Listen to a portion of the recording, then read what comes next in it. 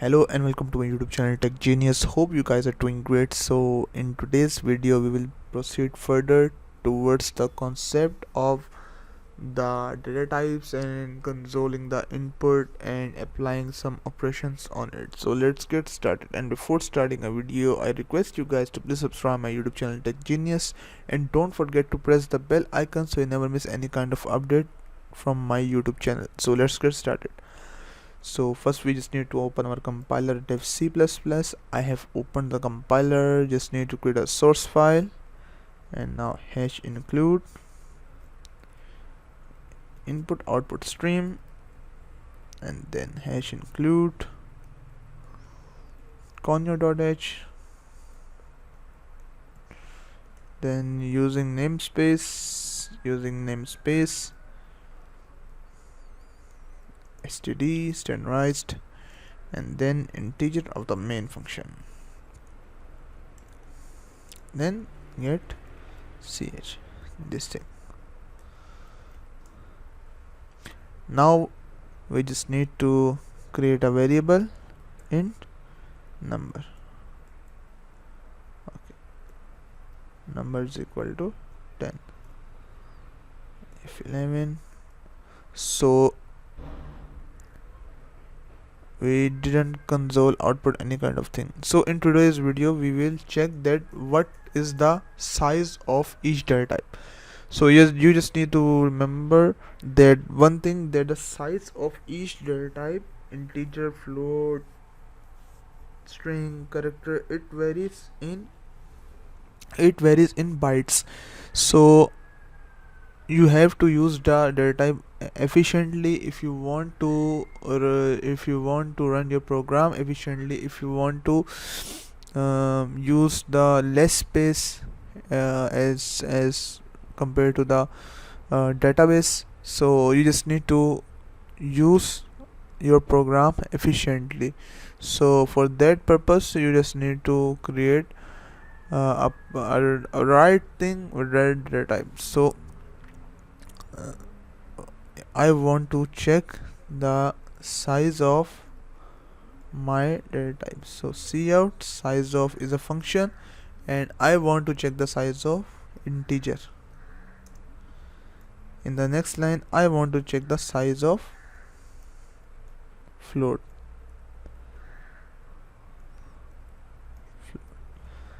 In the next statement I just want to check the size of char. So initially we will cover all these data type and we will name it as size of. We will also print a statement as size of integer is.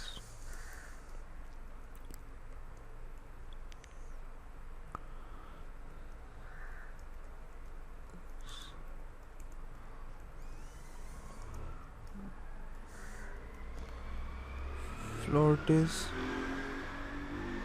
and size of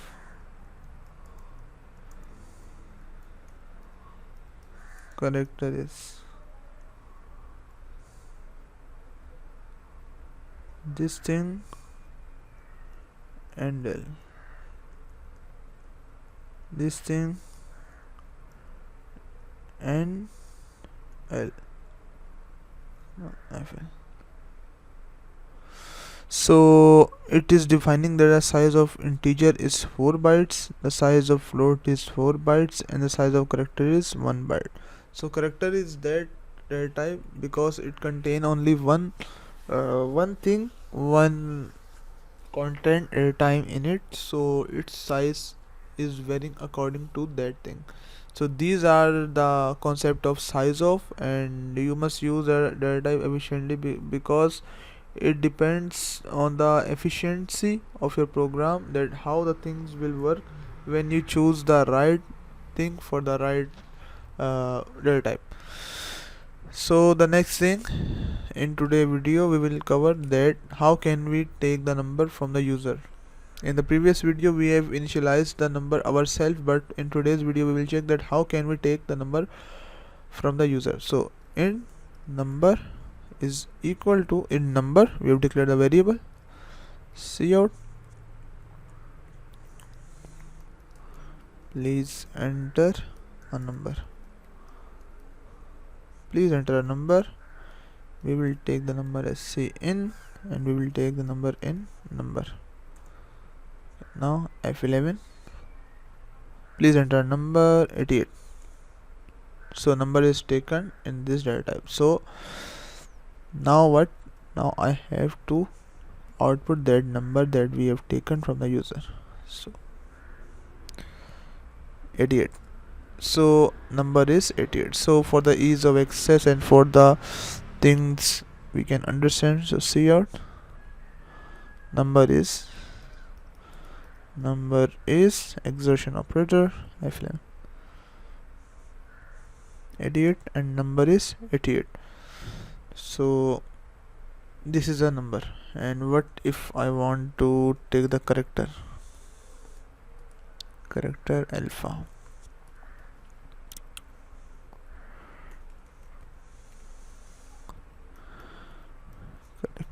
Character Cin variable name is alpha, and cout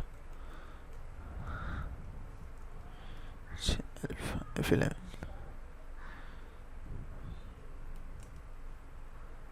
Character, we just need to replace number with the character. CHARACTER.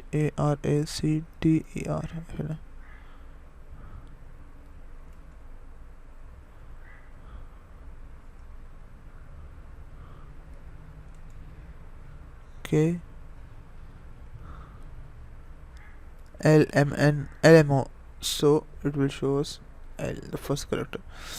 So there is one more thing, that when we declare when we initialize the character with multiple characters in a single character, so it will always console output as the thing that we have written in the last. If I initialized ABC, so when I output this thing cout ABC, then it will show me the C, the last value. But if I take the value from the user, then it will always show me the first thing. If I have entered LMO, but it has shown me the L, the first character in those multiple characters. So this is the thing, and this is the thing then, and this is the important one for any kind of the basic purpose of characteristics and character that you are adding in your program. So that's all from today's video. Hope you guys like the video, and if you like the video, then do subscribe my YouTube channel, and don't forget to press the bell icon so you never miss any kind of update.